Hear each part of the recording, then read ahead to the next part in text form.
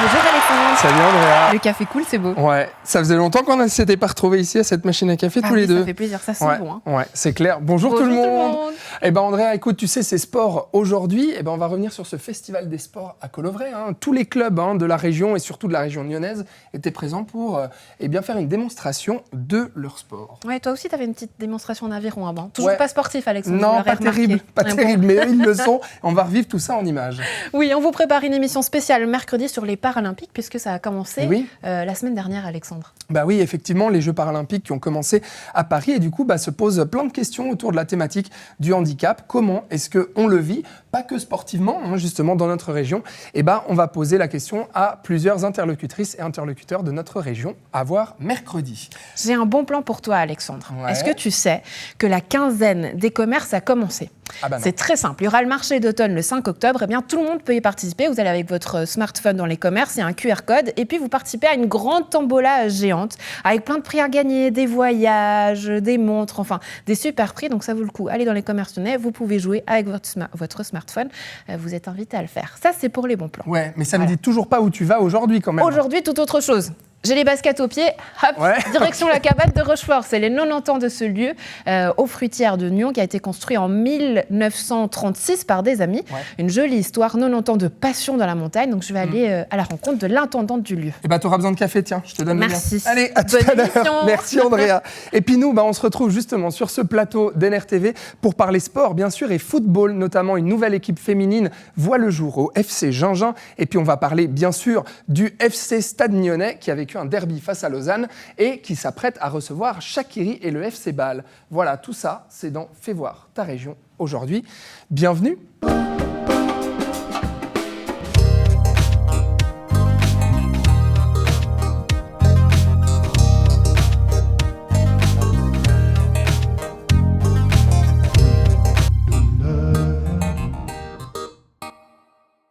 Et il va y avoir une large page consacrée au football dans notre région dans cette émission. J'accueille tout de suite mes invités en plateau. Christophe Cachili, qui est le coach du FC Stade Nyonnais. Bonjour Christophe, merci d'être avec nous.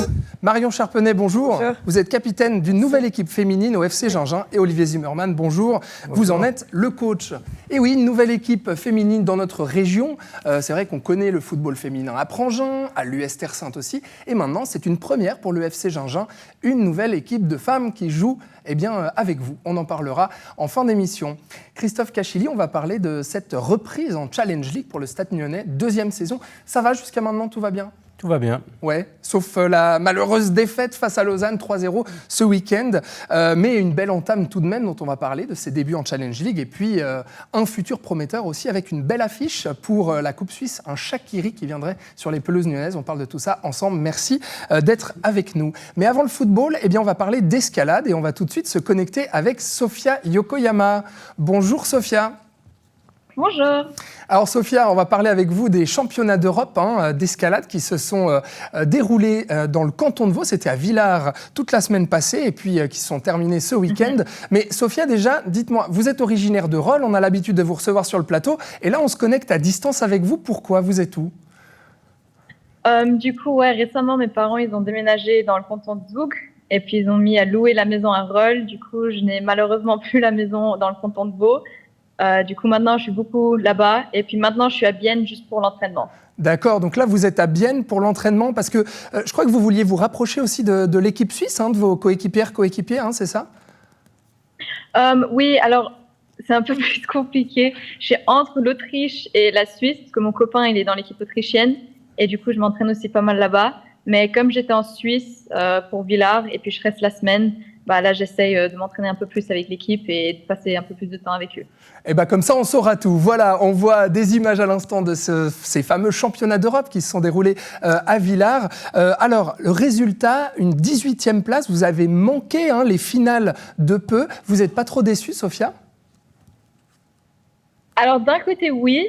Mais d'une autre, je suis quand même contente de ma grimpe et du résultat au final. On n'arrive pas vraiment à le voir, juste avec le 18e, mais il manquait vraiment peu pour arriver en finale. Et du coup, c'est vraiment juste quelques petits détails qu'il faut que j'ajuste. qui vont me permettre de passer à la suite. Et du coup, j'espère que j'arriverai à mettre en place pour la fin de la saison. Je vois que vous êtes quand même contente de ce que vous avez fait techniquement, de la performance que vous avez réussi à faire. Hein. Oui, ouais. Non, en général, ma grimpe, elle était vraiment bien. Je me sentais bien. Il y avait juste quelques blocs. J'avais pas trop compris ce qu'il fallait faire, mais j'étais pas la seule. Il y avait de nombreux athlètes qui étaient un peu pareils. Et puis comment j'ai grimpé dans les blocs où j'ai bien réussi, j'étais quand même bien contente et satisfaite. Et du coup, comme je disais avant, il manquait peu et bientôt. Oui, bientôt, on espère pour vous aussi. Il y avait une ambiance particulière du fait que les Européens se déroulaient ici, chez vous, dans le canton de Vaud. Alors, c'est toujours un plaisir d'avoir une compète dans le pays maison et du coup à Villars, que ce soit si proche de où j'habitais avant à Rolle, c'est encore plus cool. J'avais pas mal de potes qui étaient là, des personnes que je connaissais. C'était juste un peu dommage que ce soit pendant la semaine parce que les gens ils bossent. Oui. Mais non, sinon l'expérience et puis l'environnement, c'était vraiment cool. Alors, on va parler aussi, il y avait les Jeux Olympiques de Paris cet été. Malheureusement, vous n'y avez pas participé, mais ça, c'était un choix personnel parce que l'escalade au JO, c'est 3 disciplines distinctes. Et puis vous, là où vous performez, c'est la discipline du bloc. Alors, vous attendez, vous espérez qu'à l'avenir, peut-être, les Jeux Olympiques fassent des catégories très distinctes pour l'escalade. Là, vous vous engageriez en bloc, justement. Mais vous étiez pas trop déçu quand même de ne pas aller à Paris cet été ? Alors, d'un côté, il y avait un peu ce côté et si j'avais réussi, peut-être que je serais à Paris là en ce moment. Mais le niveau était quand même vraiment, vraiment élevé. Ça aurait été une expérience incroyable. Mais au final, si c'est pas pour faire podium ou être un peu là-haut, c'est aussi un peu... je préfère m'entraîner dans ma discipline et devenir aussi fort que je peux dans ma discipline plutôt que m'éparpiller et puis... Oui, juste avoir cette expérience, mais ce serait quand même, pour aller au JO, ce serait pour faire podium. Ouais, pour ramener une médaille. Au point final, et puis là, ça aurait été très tôt. Bon, alors la suite, c'est quoi pour vous, Sophia Yokoyama, du coup? Alors, avec les entraînements depuis Bienne, on a compris, votre vie aussi, et puis vos études en sciences criminelles, on le sait, et la grimpe, alors, c'est quoi les prochaines échéances pour vous? Alors là, il reste 2 Coupes du Monde. Il y a à Prague dans 3 semaines, et puis ensuite, je suis en Corée du Sud. Du coup, il me reste ces 2 Coupes du Monde de bloc. Et puis ensuite, c'est un peu le moment où je peux me reposer et puis partir un peu en vacances, visiter la famille. Je vais prendre un peu de temps pour moi. Puis après, c'est reparti pour l'entraînement pour la saison 2024. De nouveau, Coupe du Monde de bloc. Et puis, il y aura les championnats du monde de nouveau à Séoul l'année prochaine. Eh bien, on suivra tout ça avec vous, Sophia Yokoyama, parce que vous restez rolloise pour nous, dans nos cœurs. Merci. Oui, dans mon cœur aussi. Merci, Sophia Yokoyama. Tout de bon alors pour ces championnats du monde et à très bientôt. Merci. À bientôt. Voilà, et de l'escalade, on va parler football maintenant, parce qu'on va rester sur les événements de ce week-end. Alors, Christophe Cachilly, avec vous, vous êtes coach du Stade Nyonnais, de cette première équipe qui évolue en Challenge League, et puis qui avait bien commencé cette saison de Challenge League. Il y a eu des victoires à domicile aussi, il y a eu un joli match nul, et puis des défaites. Vous êtes aujourd'hui 7e au classement. Alors, ça ne veut rien dire, on est au tout début, bien sûr, de cette saison, mais c'est là où vous aviez terminé l'année passée. Donc finalement, vous commencez aussi là vous avez laissé justement les chaussures avant. Et puis là, ce week-end, malheureusement, une défaite à domicile face au stade Lozanouchi, donc un derby manqué 3-0. Comment c'est possible? Qu'est-ce qui s'est passé? Mais c'est rien passé, justement. Il s'est passé que l'adversaire a pris le match par le bon bout et a fait le match qu'il fallait. On s'est aperçu qu'ils avaient quand même le couteau entre les dents. Ça faisait maintenant 5 journées qu'ils ne gagnaient pas. Oui, ils avaient du retard au classement. Un petit peu dans l'obligation de se relancer contre nous. Et nous, au contraire de notre adversaire, on n'a pas fait ce qu'on avait prévu de faire, ce qui nous a mis en danger, notamment dans le domaine athlétique. Alors ça vient un peu ternir le tableau du début de saison, parce que c'est vrai qu'on reste sur 2 défaites à Thun, mais qui étaient plutôt frustrantes parce qu'on avait l'impression d'avoir fait le match qu'il fallait. Par contre, ce dernier match contre le Slow, il nous laisse pas mal d'amertume et de regrets parce qu'on n'a pas reconnu notre équipe, notre style, et on a manqué un petit peu d'ambition et d'envie dans le jeu, quoi. Donc là, le coach retourne voir ses joueurs tout à l'heure, et puis ça va être punition. Qu'est-ce qui se passe? Qu'est-ce que vous dites à vos joueurs quand il se passe un match comme celui-ci? Alors, punition, je pense qu'ils l'ont eu déjà le vendredi soir, en perdant. Ils ne font pas exprès de perdre. Non, on essaye de trouver des solutions, on essaye de les orienter vers les solutions et de les accompagner, parfois de manière tranquille, parfois de manière un petit peu plus virile. Tout dépend un petit peu de la situation. C'est vrai qu'au sortir du match, j'étais fâché, je leur ai fait part de ma colère, mais je pense que c'était eux les premiers à être en colère et frustrés. Donc, je ne suis pas là pour leur taper dessus, je suis justement là pour les accompagner et les aider à trouver des solutions. On a déjà beaucoup parlé samedi matin au décrassage. Maintenant, on a pris le week-end pour se reposer et se projeter sur 2 semaines nouvelles. C'est ça, toutes les semaines, un nouveau match. Exactement. On n'est qu'au début de cette Challenge League. On va voir les images justement de ces joueurs pour voir les nouveaux effectifs. Pas mal de changements. 5 des 6 joueurs qui étaient venus en prêt depuis Lausanne ou Genève sont retournés chez eux. Donc il y a eu aussi du recrutement. Christian Gomis, qu'on connaît bien, a rejoint Winterthur. Aujourd'hui, voilà, on les voit, ces joueurs, Christophe Cachili. Sur quelle équipe est-ce que vous pouvez compter aujourd'hui? Est-ce que vous êtes satisfait du recrutement qui a été fait cet été, de ce début de saison? Oui, alors le club a bien travaillé. Les joueurs qui sont arrivés sont très vite et très bien intégrés. Maintenant, on a quand même conservé un noyau assez important du groupe qui vit ensemble depuis maintenant 2 années. Ça nous permet d'avoir quand même une sécurité. On n'est qu'au début de saison, donc il y a des automatismes à prendre, notamment beaucoup de recrues dans le secteur offensif. Donc il y a du travail à faire, comme je vous dis, des automatismes à acquérir. Le temps nous le permettra, mais voilà, ce début de saison laisse augurer quand même de belles choses, parce que je vous dis, c'est des très bons joueurs, de belles personnes aussi. Le groupe est toujours aussi sain, toujours aussi bon. Alors c'est vrai qu'on a perdu le dernier match, ça ne fait pas de nous une équipe médiocre. On a quand même des ambitions et de la qualité, donc on va tâcher de le montrer sur les prochaines sorties. Et justement, alors dans quel état d'esprit on est quand on aborde une deuxième saison dans une ligue qu'on a rejoint la saison passée? C'est-à-dire que la saison passée, tout le monde était là en se disant, est-ce que le Stade Nyonnais va faire le poids? Est-ce que la Challenge League s'est fait pour le Stade Nyonnais après cette promotion?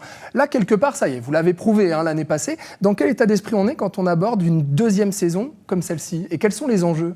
Ben justement, dans le football, il faut toujours prouver, quelle que soit notre place, quelles que soient nos ambitions, chaque week-end, chaque semaine, chaque année. Donc c'est vrai que la saison 2, on a l'habitude de dire qu'elle est plus difficile que la première parce qu'on bénéficie de l'euphorie.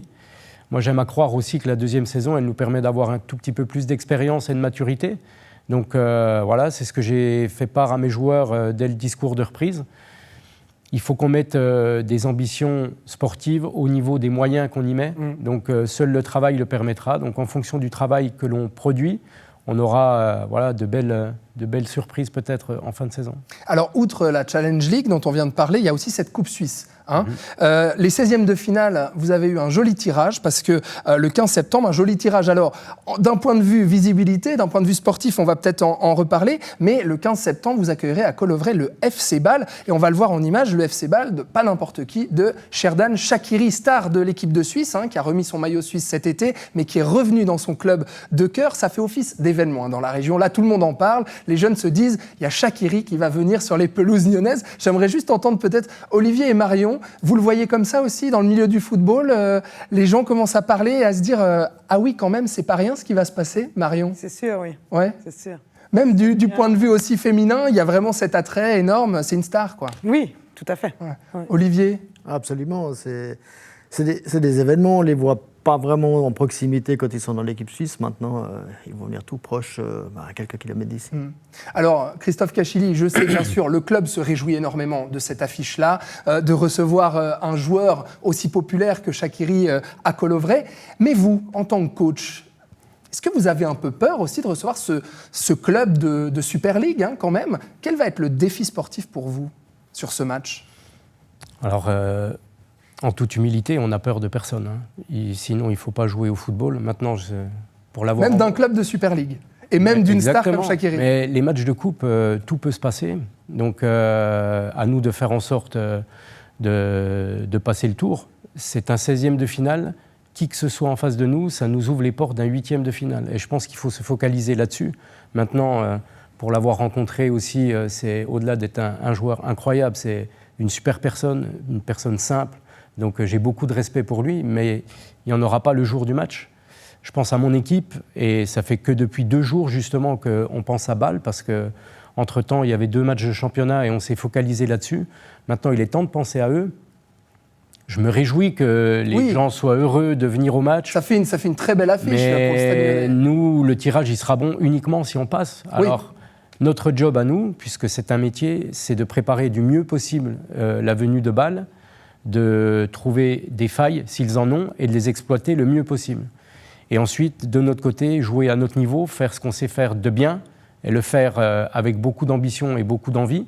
Et puis après, on verra ce qui se passera. Mais voilà, un tirage, on sait s'il est bon uniquement après, si on passe. Uniquement si on a remporté le match. Après, voilà, pour le club, je sais que c'est beaucoup de travail. Je sais qu'il y aura aussi du monde au stade.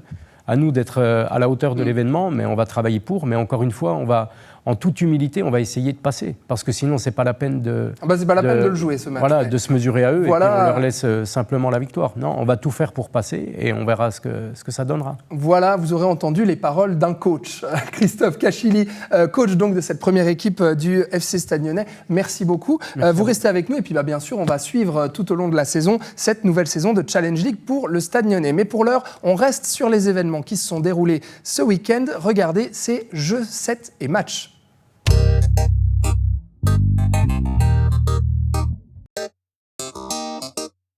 Ce week-end, c'était tous les sports qui étaient en fête à Nyon, à Collovray. Dimanche, le traditionnel festival des sports de Nyon a réuni plus d'une quarantaine d'animations, une cinquantaine de clubs de notre ville et de notre région pour faire découvrir leur sport aux adeptes, aux curieuses et aux curieux. Vous le voyez, vous avez vu du handball, ici du hockey. Après, on va voir différents types d'arts martiaux. Il y avait de la capoeira, du jiu-jitsu, du yoga également, et puis du tchoukball, de la danse, de la zumba, mais aussi, capoeira, je le disais, de l'escalade également pour petits et grands. Ici, un autre art martial, et puis à la piscine de Collovray, bien sûr, du water polo ou bien de l'aviron. Merci bien sûr à tous les clubs qui nous ont fourni ces vidéos et à noter que l'ASSN, l'association des clubs de sport nyonnais, change de présidence mardi soir à Nyon. NRTV y sera. Et puis dimanche, c'était aussi la première fête régionale du club de lutte Mont-sur-Aulne-Nyon qui a eu lieu à Yan ce dimanche. Vous voyez sur ces images, les jeunes Wyss, Dario et Hauser Adilian ont chacun remporté des titres dans leur catégorie. À préciser qu'il n'y avait pas de couronne en jeu parce qu'il s'agit d'une fête régionale. Et puis là, on le voit dans les actifs, Michael Matet, qui était sur notre plateau la semaine passée, a joué la finale contre le fribourgeois Benjamin Gapani, mais il s'est malheureusement incliné. Le prochain rendez-vous de lutte, c'est le 8 septembre à Appenzell, où il y aura les 120 meilleurs lutteurs de Suisse qui s'affronteront, dont 12 romans et 3 vaudois, dans une arène de 20 000 personnes. Et avant de reparler football avec le FC Gingin qui est toujours avec nous en plateau, on part à la montagne. On va retrouver Andrea pour parler de la cabane Rochefort qui fête ses 90 ans. Rendez-vous avec le club alpin. Regardez. Caroline, bonjour. Bonjour. Vous êtes l'intendante de la cabane de Rochefort. On va y aller, c'est 20 minutes de marche depuis ici. Le départ, on est où exactement ? On est au croisement entre la cabane de Rochefort et le chalet des fruitières de Nyon. Donc si on continue la route, on peut se rendre à l'alpage. Sinon, on peut se parquer où on s'est parqué et monter à la cabane. Ouais, magnifique paysage, paraît que c'est la vue la plus sublime des Alpes. Bon, vous allez nous expliquer un petit peu tout ça, mais la cabane de Rochefort célèbre cette année son 90e anniversaire. J'aimerais savoir déjà, être intendante de la cabane, qu'est-ce que c'est ? C'est quoi ce rôle exactement ? C'est une bonne question. En fait, je ne porte pas grand-chose sur mes propres épaules. On a une commission à gérer cette cabane, on est plusieurs. Je m'occupe typiquement du secrétariat, donc les PV, etc., les mails. On a une caissière, 2 ou 3 personnes qui s'occupent des ravitaillements, et puis 1 ou 2 personnes qui s'occupent de l'entretien de la cabane. Ouais. Et on se rencontre tous les 2 mois. Est-ce que l'idée, ça serait plutôt faire vivre cette cabane ? Oui, bien sûr, oui. Alors on parle beaucoup de ça, des événements aussi qu'on peut organiser là-haut. Sinon, on parle de l'entretien vraiment quotidien de la cabane et comment on peut la faire vivre et comment on peut la rendre le plus agréable possible pour les visiteurs. C'était une belle montée quand même, Caroline. Ouais, on est à chaque fois essoufflé. On y arrive, elle est juste là-bas. Toute cachée, la cabane. On la voit pas encore. Mais ça, c'est assez magique d'ailleurs. On ne sait pas du tout qu'elle est là. Non, c'est vrai qu'on la voit qu'au dernier moment et on débouche sur cette éclaircie avec cette belle cabane. C'est toujours agréable d'arriver là, ouais. Ça y est, on y est. Voilà, bienvenue.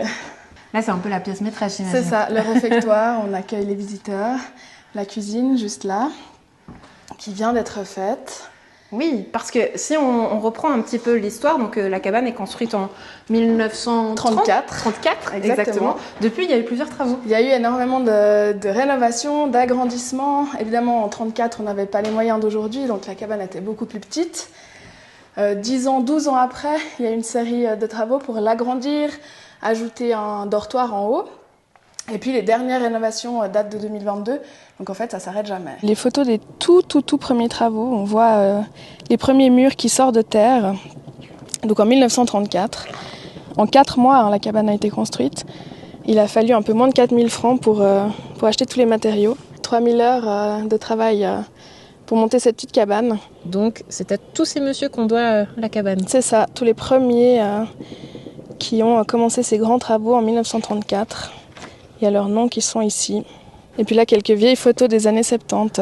Ça, c'est des images qu'on voit plus. Hein. Non, malheureusement, on voit plus autant de neige. Donc voilà, là, c'est les dortoirs. Le dortoir principal, exactement. Le dortoir réservé aux gardiens derrière moi. Et puis derrière vous, un autre dortoir encore.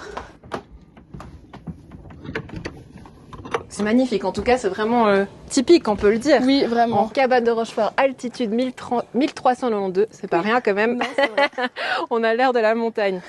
Bon, j'aimerais qu'on parle un petit peu de l'histoire de cette cabane, Caroline, parce que voilà, elle est ancienne, mais ce qui est assez incroyable et assez fou, c'est le nombre de membres, 1000 personnes qui aujourd'hui constituent... Oui, effectivement, il y a 1000 membres à la section de Nyon.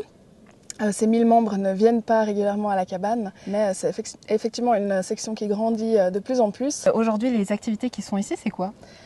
Principalement la marche. Les gens font beaucoup. On se trouve sur les crêtes du Jura, donc il y a pas mal de personnes qui font les crêtes en entier. Pas mal de raquettes, de ski aussi, ski de rando de plus en plus.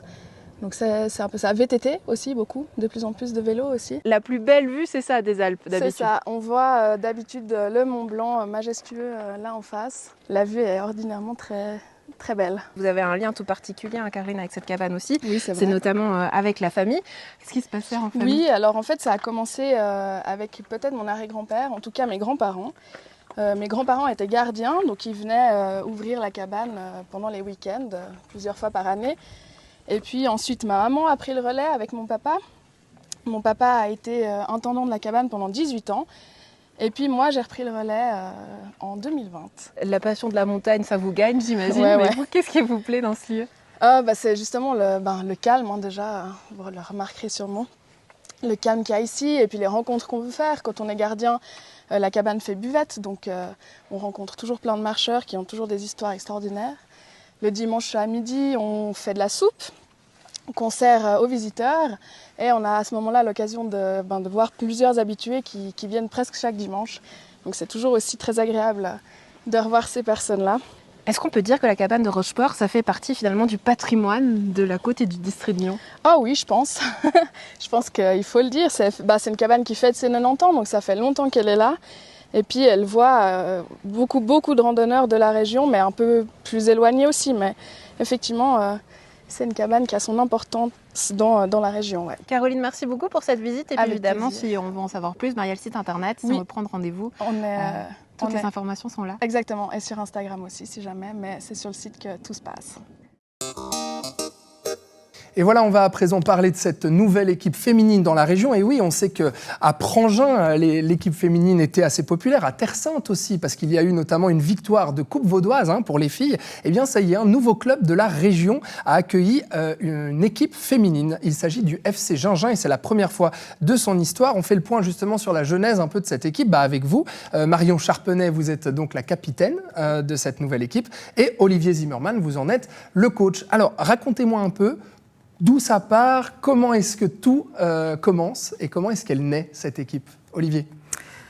Alors en fait, elle est née, pas vraiment à Gingin en fait, elle est née à Terre-Sainte en fait. C'est une équipe qui était existante depuis longtemps, des filles qui se connaissent depuis très longtemps, une belle brochette de différents âges, différents tempéraments, donc ça part de 20 ans jusqu'à 55 ans pour la plus âgée. Et vous, en fait, vous aviez un groupe de filles comme ça qui est venu vers vous en disant on a envie de fonder une équipe. Non. Bien l'inverse. Alors moi j'étais coach justement à Terre Sainte, de cette équipe de 4e Ligue, et on a décidé de se rediriger vers un club, d'essayer de trouver un club qui répondait plus à nos envies, à nos ambitions. Et j'ai appelé simplement FC Gingin qui nous a merveilleusement accueillis et nous rentrions très bien dans leur cadre de leur développement du nouveau centre sportif. Ouais. Et pourquoi pas rester à Terre Sainte justement, ou bien aller à Prangin, ou bien... Alors tout simplement parce que Terre Sainte a une très très belle structure féminine.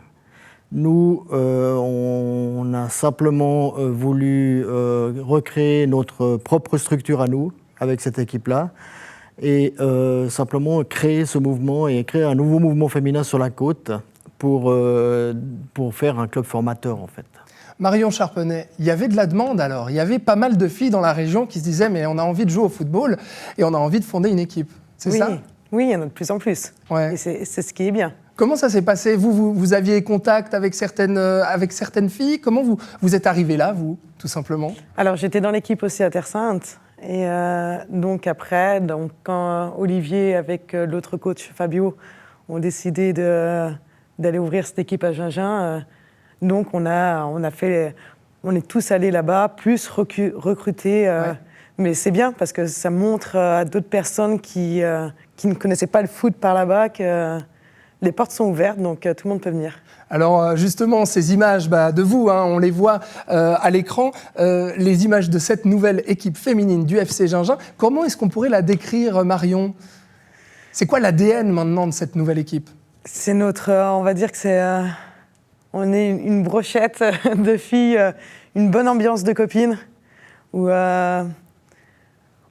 c'est sûr qu'on n'a peut-être pas toutes les qualités pour faire le meilleur des foot, mais on veut performer là-dedans et évoluer, et c'est notre ambiance, quoi. C'est surtout ça, quoi. Ouais. Et c'est pour le fun avant tout. Voilà, c'est ça. Mais on essaye de faire notre maximum et d'évoluer. Olivier, 4e Ligue alors ? Pareil, c'est ça ? Alors pour l'instant, notre ambition n'est pas forcément de monter en 3e Ligue, mais de gagner tous les matchs. Ouais. Ça revient au même, mais l'approche est légèrement différente. Ouais. Donc, et surtout de garder cette camaraderie, cette ambiance, cette bienveillance qui règne au sein de cette équipe. Et le foot, et je pense qu'à tous les niveaux, c'est d'abord le plaisir. 4e Ligue, et à côté de moi, un coach de Challenge League, Christophe Cachilly. Quel est votre regard là-dessus sur ces jeunes clubs amateurs, ces jeunes équipes amatrices qui justement accueillent de plus en plus des femmes ? Mais je trouve ça magnifique, d'autant plus qu'il est plus compliqué d'être entraîneur au niveau amateur qu'au niveau professionnel, parce qu'on a beaucoup d'adjoints. Mais c'est régulièrement que je vais voir mes anciens clubs où j'ai démarré pour me ressourcer.